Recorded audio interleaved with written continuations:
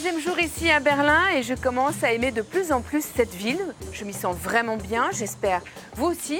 Aujourd'hui, il fait d'ailleurs de plus en plus beau, de plus en plus chaud et c'est très agréable. J'ai donc rendez-vous aujourd'hui dans un autre quartier de Berlin avec une Française. Elle s'appelle Marie-Pascale. Elle est galeriste, elle vit ici depuis 15 ans. Sa spécialité, les antiquités du XXe siècle. Vous allez voir sûrement un mélange très étonnant entre la France et l'Allemagne. Qu'a-t-elle chiné pour nous? Eh bien, c'est ce que nous allons voir tout de suite. Rendez-vous avec Marie-Pascale. Bonjour. Bonjour. C'est beau ce rouge sur vos lèvres. Merci. De loin, je vous vois avec ce joli petit haut noir. Bon, bref. Moi, j'ai envie de savoir dans quel quartier de Berlin on est. Donc ici, on est à Schöneberg. Ouais. C'est à peu près dans le centre, mais un petit peu plus sud. Ouais. D'accord. Ouais. Et nous sommes dans le quartier gay de Berlin, qui est un quartier très agréable, très ouvert. Ouais. Mais chaque quartier de Berlin, en fait, a sa personnalité. D'accord. Et celui-là, c'est vrai que c'est très détendu, mais tous les quartiers de Berlin sont... D'accord. Comment on atterrit à Berlin quand on est française et Écoutez, je suis venue à Berlin la première fois, j'avais 19 ans. Et je suis tombée amoureuse de cette ville, tout simplement. Bon, à 19 ans, j'avais juste mon bac. Je voulais faire des études aussi. Donc, j'ai fini mes études jusqu'à l'âge de 25 ans. Et vous êtes donc maintenant galeriste. Depuis combien de temps êtes-vous galeriste? Ça fait 12 ans. Quelle est votre spécialité en tant que galeriste? J'ai pas de spécialité. Vous avez un œil. Voilà. Eh bien, moi, j'ai envie de découvrir, là, vraiment, de rentrer dans le détail. Venez, regardez, je vais les chiner avec vous. J'aime beaucoup l'ambiance dès qu'on rentre comme ça. Je trouve que c'est joli d'avoir ce magasin tout en longueur avec un couloir au milieu. C'est une belle organisation. Ce meuble, il vient d'où? On dirait qu'il vient d'Égypte presque. Oui, c'est un meuble très étrange. Je l'ai acheté en Italie. Ouais. Je suis allée dans le nord de l'Italie cet hiver. Et je suis tombée amoureuse de ce meuble. Et c'est quoi? C'est sculpté? C'est quelque chose qui est sculpté? Oui, c'est sculpté dans du bois. Parce que si vous regardez les deux motifs qui sont aux extrémités, ne sont pas les mêmes. J'ai cru au début que c'était moulé peut-être. Ouais. Non, c'est du bois sculpté. Les becs sont complètement différents. C'est évidemment pas de l'ivoire. Non.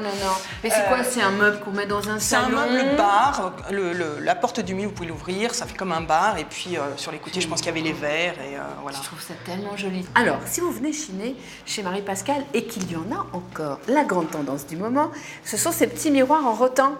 Alors, je ne sais pas pourquoi, mais partout en France en ce moment, dans les magazines de décoration et tout ça, il y en a partout. Il y a un engouement de nouveau pour le rotin. Et en fait, c'est un matériau qui est très solide. Parce que ce petit miroir, par exemple, ça date des années 50, mais regardez la qualité qu'il a.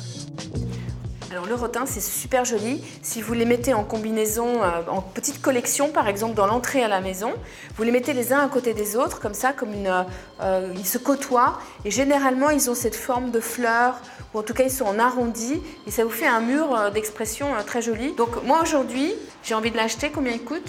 55 €. Alors après, il y a quelque chose qui est présent et omniprésent, c'est la porcelaine. Rosenthal, qui est une signature ici quand on retourne la tasse ou l'assiette. Il y a des choses anciennes et des choses récentes. Hein.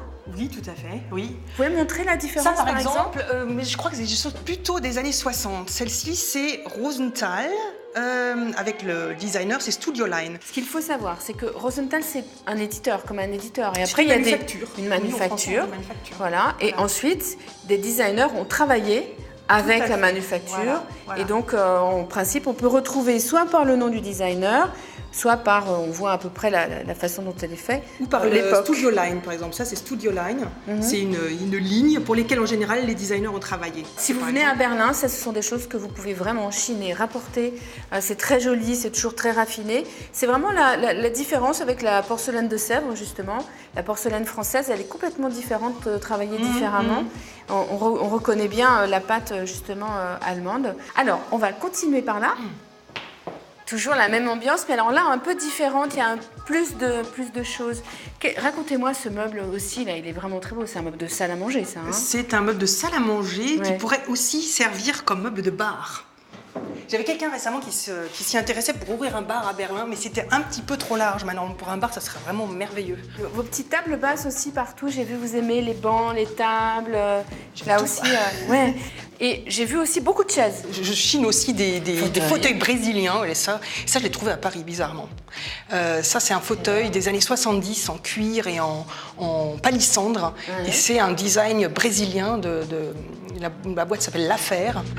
Marie-Pascale, merci beaucoup pour ce super moment avec vous. Je vous mets les références du site internet de Marie-Pascale sur le site internet de l'émission. Comme ça, vous pouvez, sans vous déplacer, chiner. Mais si vous vous déplacez, vraiment, venez ici de notre part pour bavarder avec vous. Je trouve que c'était vraiment super agréable. Réciproquement. Ouais, vraiment. J'ai envie de continuer d'emmener les téléspectateurs dans un endroit où on peut tous aller, un peu moins caché cette fois, pour continuer à voir des boutiques, un peu l'ambiance de Berlin. Puis vous savez, ces architectures de façades d'immeubles aussi très spectaculaires. Je vous conseille d'aller dans le quartier de Mitte, dans les Hackesche-Höfe. Mitte, c'est le centre de Berlin. Voilà, c'est tout à fait le centre de Berlin. D'accord. Exactement. Ok, bon. Ben voilà, en plus je vous laisse parce qu'il y a des clients maintenant qui rentrent dans la boutique. Oui, le magasin est ouvert. Ce qui est formidable à Berlin, c'est qu'on peut chiner des objets venus d'ailleurs et pas chers.